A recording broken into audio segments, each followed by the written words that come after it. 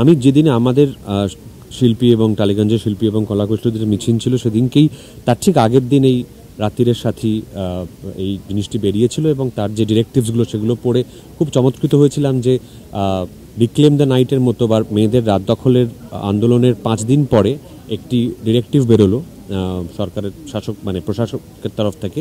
সেখানে লেখা আছে যে মহিলাদের সুরক্ষা সুনিশ্চিত করার ক্ষেত্রে একটা তার মধ্যে স্টেপ লেখা আছে যে মহিলাদের নাইট ডিউটি দেওয়া থেকে বিরত করা।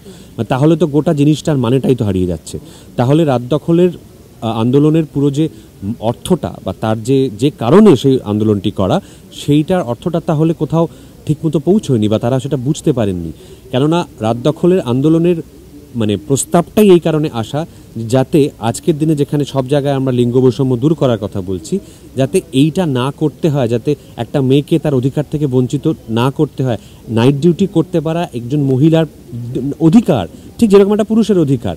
তো সেখানে যে কোনো কর্মক্ষেত্রেই সেই নাইট ডিউটি করার সময় সেই মহিলাটিকে সুরক্ষা দেওয়ার দায়িত্ব প্রশাসনের।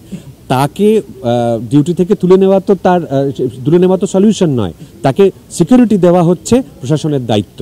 কাজেই সেই জায়গা থেকেই মহামান্য আদালত সর্বোচ্চ আদালত বলেছেন এবং এটা অনেকদিন আগে থেকেই এটা সকলে মিলে আলোচনা করছি আমরা।